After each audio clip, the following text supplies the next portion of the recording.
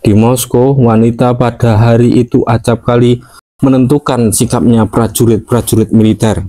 Mereka masuk ke asrama-asrama, menasihati serdadu-serdadu supaya memihak kepada revolusi, dan serdadu-serdadu itu mengikuti seruannya, hormat kepada wanita. Dan pada hari-hari yang berikut pun, wanita telah memelopori revolusi. Trotsky menceritakan tentang hari-hari yang berikut itu demikian.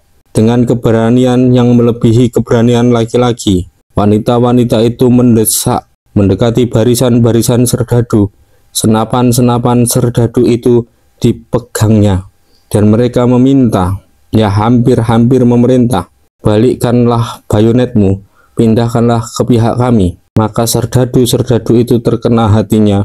Mereka merasa malu, mereka memandang satu sama lain, mereka goyah hatinya seorang-orang daripada mereka mulai memberanikan diri. Dan bayonet-bayonet itu berputar di atas pundak-pundak wanita yang mendesak mendekati mereka itu. Pagar batin yang memisahkan itu gugur, dan pekik hura yang penuh dengan rasa kegembiraan dan rasa terima kasih bergenggam gempita memenuhi angkasa.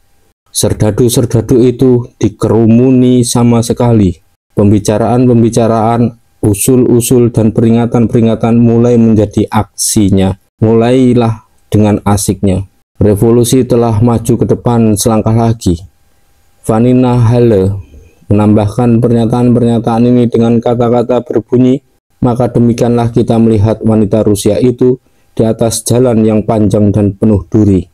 Jalannya revolusi menuju kepada Rusia yang baru. Wanita dengan keberanian hati yang sering sekali membuat malu kawan-kawan yang laki-laki.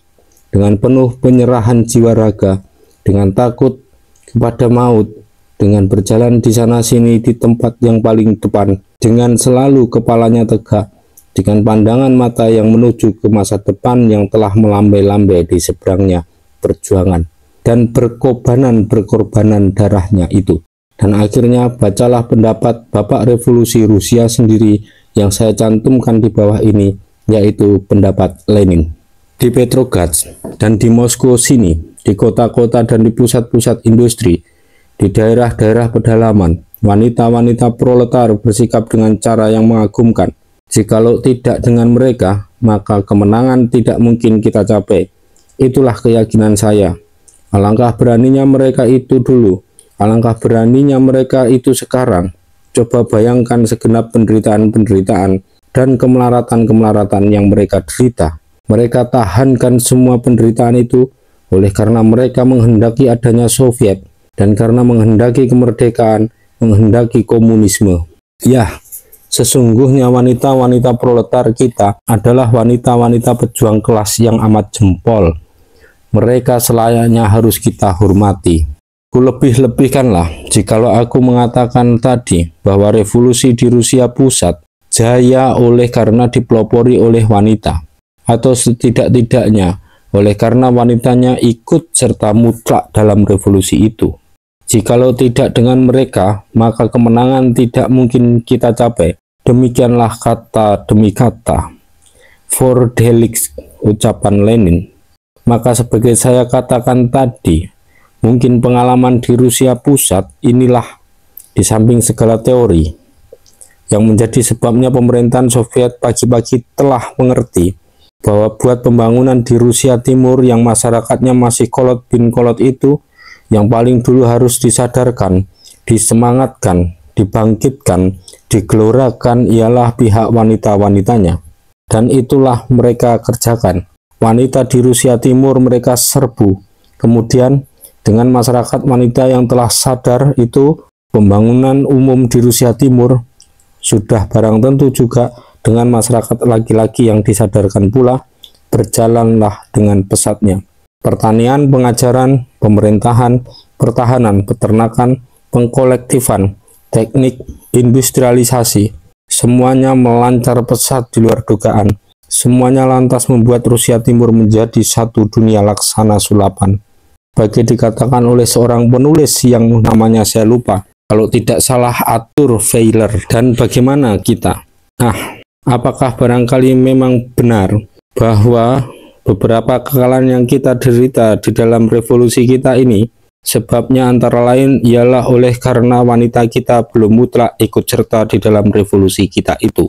Apa sebab fase pertama daripada revolusi kita di Kalimantan belum berhasil memuaskan?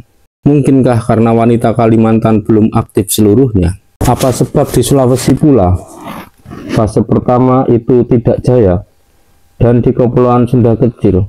Dan tidakkah kita di Jawa dan Sumatera pula menderita beberapa kekalahan? Lagi-lagi saya ingat kepada ucapan Gandhi yang telah saya setir tadi itu. Banyak sekali pergerakan-pergerakan kita kandas di tengah jalan oleh karena keadaan kaum wanita kita. Dan lagi-lagi pula saya ingat pernyataan Lenin yang dengan tegas menyatakan bahwa jikalau tidak dengan mereka, yaitu wanita, kemenangan tak mungkin kita capai.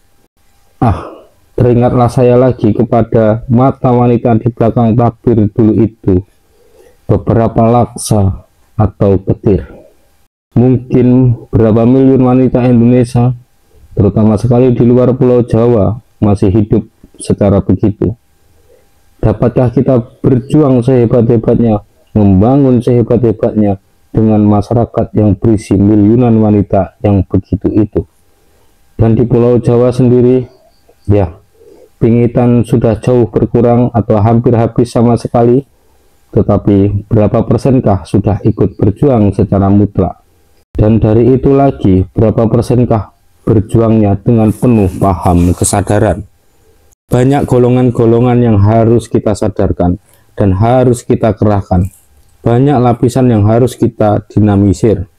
Pemuda, buruh, tani, pegawai, pedagang, alim ulama, semuanya kita tarik ke dalam kancah. Sekarang marilah kita dengan lebih banyak energi lagi mendinamisir pula kaum wanita di seluruh Indonesia. Kita, artinya pemimpin-pemimpin wanita dan pemimpin laki-laki pula, sebab terhadap kepada soal wanita dalam segala seluk-beluknya, sebenarnya pihak laki-laki masih harus mengadakan pendidikan pada diri sendiri dengan cara yang sehebat-hebatnya. Amat dalam dilihatnya orang laki-laki, sekalipun laki-laki yang mulutnya selalu mengkemah-kemihkan persamaan hak antara laki-laki dan perempuan, atau yang selalu mendengung-dengungkan sosialisme, sama rasa, sama rata. Seringkali masihlah bersemayam sang hantu aku laki-laki, tuannya wanita. Sang hantu wanita blasteran Dewi dan Sitolol. Sampai di kalangan-kalangan sosialis kiri, malahan di kalangan-kalangan komunistis, penyakit patriarkat ini belum juga sembuh. Bacalah sekali lagi misalnya keluhan Emilia Marabini yang saya setir di muka itu, atau bacalah ucapan Lenin di bawah ini.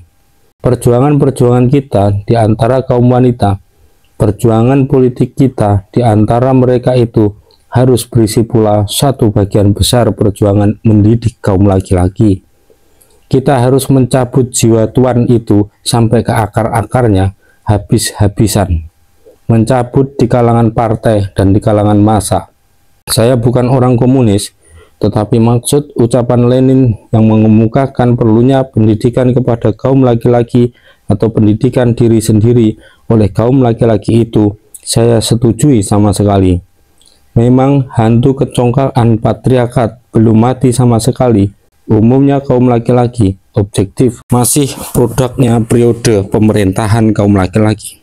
Tetapi sekalipun umpamanya tidak untuk membela pendirian perempuan sederajat dengan laki-laki atau perempuan sama rata dengan laki-laki, bangkitlah wanita itu ikut serta mutlak sehebat-hebatnya dalam revolusi kita ini guna kepesatan revolusi itu. Buatlah wanita itu di Jawa dan lebih-lebih lagi di kepulauan Indonesia yang lain, di mana keadaan wanita masih begitu amat terbelakang. Benar-benar menjadi roda perjuangan kita yang satu lagi. Benar-benar menjadi sayap Garuda nasional kita yang satu lagi. Jika wanita tiada mutlak ikut serta, kereta kita terdampar di tanah, Garuda nasional kita terpaku di bumi. Belajarlah mengerti bahwa soal wanita adalah soal kita yang teramat penting. Belajarlah menilai wanita itu sebagai elemen mutlak dalam perjuangan kita. Dan sengaja saya beri kepada kitab saya ini dua moto ucapan Gandhi dan ucapan Lenin tentang wanita. Dan saya cantumkan dua moto itu di kata yang paling depan. Dan di bawah ini buat keempat kalinya lagi untuk menonjolkan harga wanita itu dalam perjuangan. Perhatikanlah isi peringatan itu benar-benar. Banyak sekali pergerakan-pergerakan kita kandas di tengah jalan oleh karena keadaan kaum wanita kita. Gandhi. Jikalau tidak dengan mereka, wanita, kemenangan tak mungkin kita capai. Lenin. Dan kamu, kaum wanita Indonesia, akhirnya nasibmu adalah di tangan kamu sendiri. Saya memberi peringatan kepada kaum laki-laki itu untuk memberi keyakinan kepada mereka tentang hargamu dalam perjuangan. Tetapi kamu sendiri harus menjadi sadar. Kamu sendiri harus terjun mutlak dalam perjuangan. Dan di dalam perjuangan yang garis-garis besarnya telah saya guratkan di muka tadi itu. Bantu-membantu mutlak antara laki-laki dan perempuan harus diselenggarakan benar-benar. Perkataan saya bahwa syarat mutlak bagi kemenangan revolusi nasional ialah persatuan nasional sudah barang tentu juga mengenai perhubungan wanita dan laki-laki. Janganlah di dalam revolusi nasional ini wanita misalnya terlalu meletakkan titik berat kepada mengemukakan tuntutan-tuntutan feministis dan melupakan tuntutan-tuntutan perjuangan membela kemerdekaan negara dan kemerdekaan bangsa. Sebaliknya, adakanlah penggabungan tenaga antara perempuan dan laki-laki yang sehebat-hebatnya. Adakanlah perjuangan nasional yang sebulat-bulatnya. Laki-laki dan perempuan bersama ke satu tujuan. Tiada satu tenaga pun yang boleh tercecer. Feminis atau sosialis, jikalau golongan-golongan itu ada, janganlah menentang satu sama lain, tetapi berjuang bahu-membahu, serapat-rapatnya membela kemerdekaan nasional. Semua tenaga harus diarahkan ke satu arah, ke satu tujuan revolusioner, menggempur penjajahan, membangun negara nasional yang meliputi seluruh Indonesia dan yang merdeka sepenuh-penuhnya.